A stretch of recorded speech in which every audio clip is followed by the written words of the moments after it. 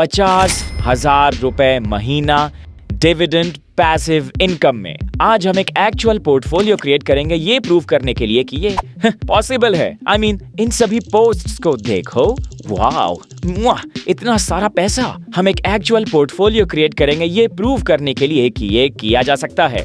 पर Trudy influencing style में हम इसमें होने वाले रिस्क्स के बारे में भी अच्छे से बात करेंगे, क्योंकि ये लोग इस पर बात ही नहीं करते। तो पहले हम पोर्टफोलियो बनाएंगे, उसके बाद हम वो नंबर पता लगाएंगे जो हमें हर महीने 50,000 तक का अमाउंट दिला सके पैसिवली, और आखिर में हम बात करेंगे इसके रिस्क के बारे में। पर उससे पहले आप सबसे गुजारिश है कि आप हमें लाइक और सब्सक्राइब करें, क्योंकि हम बहुत मेहनत करते हैं। I need your like, I need that subscribe. तो शुरू करते हैं स्टेप नंबर 1।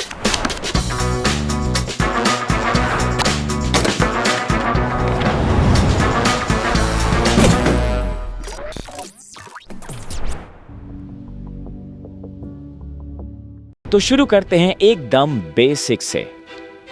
डिविडेंड क्या होता है?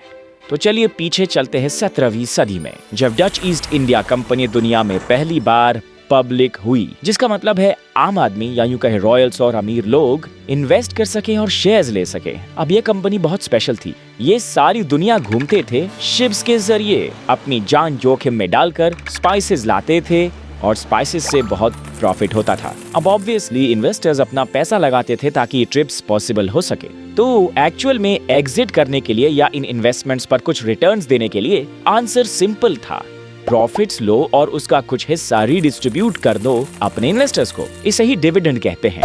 आज भी ये सभी कंपनीज डिविडेंड देती हैं अपने प्रॉफिट से, पूरा नहीं लेकिन प्रॉफिट्स का कुछ हिस्सा। सबसे पहले हम जानेंगे कि किस तरह की कंपनीज एक्चुअल में डिविडेंड दे सकती हैं।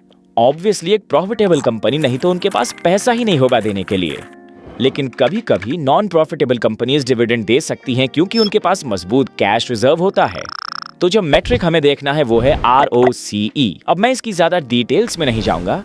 बेसिकली ये एक मेजर होता है ये समझने के लिए कि प्रॉफिट का कितना परसेंटेज कंपनी बना पाती है टोटल कैपिटल के मुताबिक जिसे कंपनी ने एम्प्लॉय किया है। फॉर एग्जांपल 1 करोड़ का कैपिटल एम्प्लॉयड है। आप नहीं चाहेंगे कि वो 1 रुपए प्रॉफिट बनाए, आप चाहेंगे कि वो 10% यानी 10 लाख का प्रॉफिट बनाए। अब ये सिर्फ आपको प्रॉफिटेबिलिटी नहीं बताती, ये आपको बताती है एफिशिएंसी, चाहे अच्छी या बुरी। रोस मेट्रिक जो हमारे पोर्टफोलियो को क्वालिफाई करने के लिए चाहिए वो है 10% या उससे ज्यादा। तो ये वो चीज है जो होना ही चाहिए, इससे कम नहीं हो सकता। दूसरा मेट्रिक है EPS या अर्निंग्स। नाउ अब इसे देखने के कई तरीके हैं, बट बेसिकली हम चाहेंगे कि अर्निंग्स बढ़ती रहें।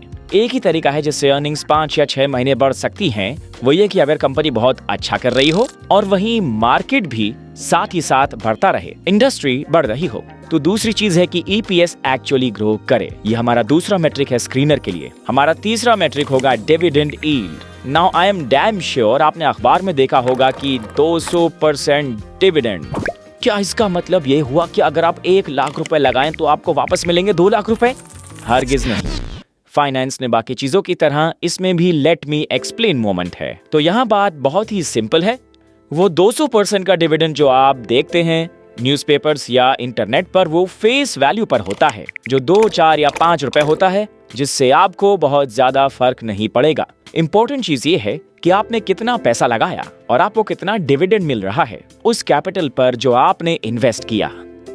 डिविडेंड यील्ड एग्जैक्टली यही करता है। ये डिविडेंड अमाउंट लेता है, करंट मार्केट प्राइस से डिवाइड करता है ताकि आपको एक परसेंटेज मिल सके।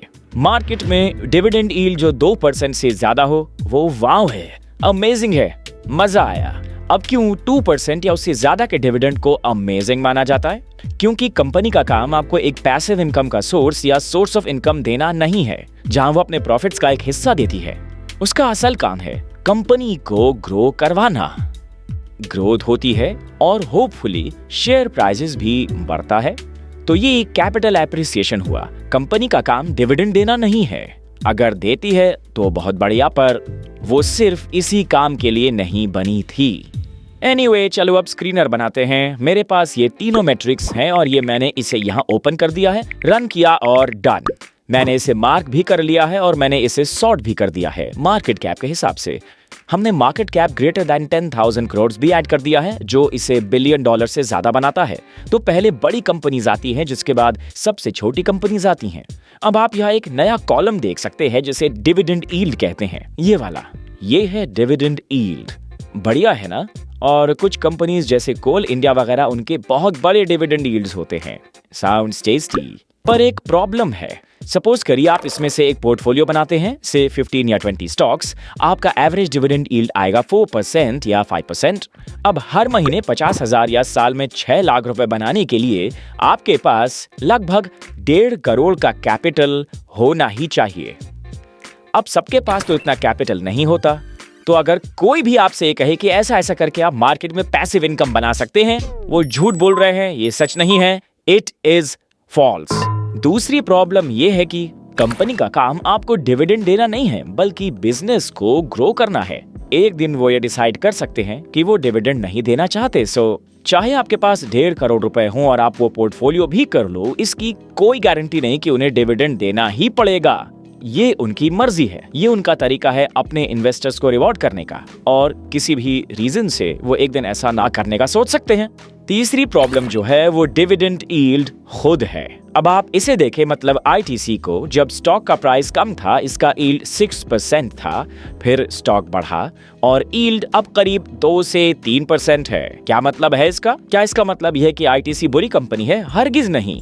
एक्चुअली उसका कंपनी से कोई मतलब ही नहीं है। इसका लेना देना आपके पैसिव इनकम बनाने के इरादे से है। इन्वेस्टर को इस तरह से सोचना ही नहीं चाहिए। इन्वेस्टर को सोचना चाहिए कि उसके हिसाब से ये 15, 20, 30 कंपनीज बढ़िया हैं और इन्हें लंबे से लंबे समय तक होल्ड करके रखना चाहिए। इससे भी बढ़िया है एक इंडेक्स फंड को होल्ड करके रखो या निफ्टी 50 स्टॉक्स को होल्ड करो, जितना लंबा हो सके उतना। एक पोर्टफोलियो क्रिएट करना ताकि आपको एक पैसिव इनकम मिल सके, स्पेशली स्टॉक्स में, जस्ट डजंट वर्क। आप इस माइंडसेट को बाहर फेंक दो। एक और रेड फ्लैग, या यूं कहूं कि सबसे बड़ा रेड फ्लैग है कैपिटल इरोजन। अगर आप एक स्टॉक को पिक करते हैं क्योंकि डिविडेंड यील्ड अट्रैक्टिव है, लेकिन कंपनी ही अच्छी नहीं है, उसका बिजनेस अच्छा नहीं है, तो स्टॉक प्राइस काफी नीचे गिर सकता है। फॉर एग्जाम्पल, स्टॉक प्राइस गिर जाता है 30, 40 या 50%। अचानक वो 2 या 3% का डिविडेंड यील्ड उतना मायने नहीं रखेगा। तो ऐसे हालात में आपका माइंडसेट ऐसा होना चाहिए। 1. स्टॉक इन्वेस्टिंग एक लॉन्ग टर्म गेम है, कैपिटल एप्रिसिएशन के लिए, डिविडेंड्स के लिए नहीं। 2. पता करिए आप किस तरह के इन्वेस्टर हैं। क्या आप खुद के स्टॉक्स पिक करके उसका पोर्टफोलियो बनाते हैं या सिंपली एक इंडेक्स फंड में इन्वेस्ट करते हैं।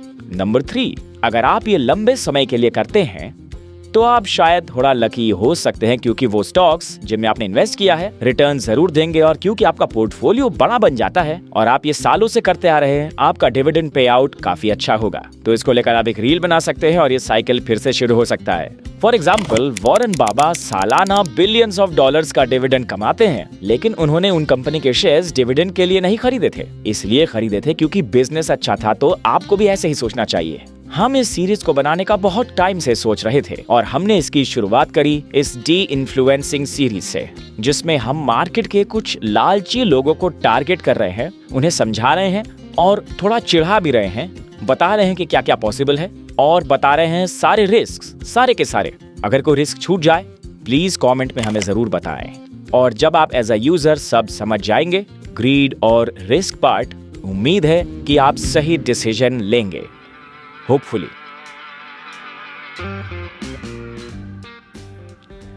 अगर आपको इसमें मजा आ रहा है और आप चाहते हैं कि हम ये सीरीज कंटिन्यू करें, हमें बताइए कि हम और क्या इंक्लूड करें इस डी इन्फ्लुएंसिंग सीरीज में। कमेंट करके हमें बताइए और हम बहुत सारे कंटेंट के साथ हाजिर हो जाएंगे हर हफ्ते। अगर आपको वीडियो अच्छी लगी हो तो लाइक और सब्सक्राइब करें and see you in the next episode.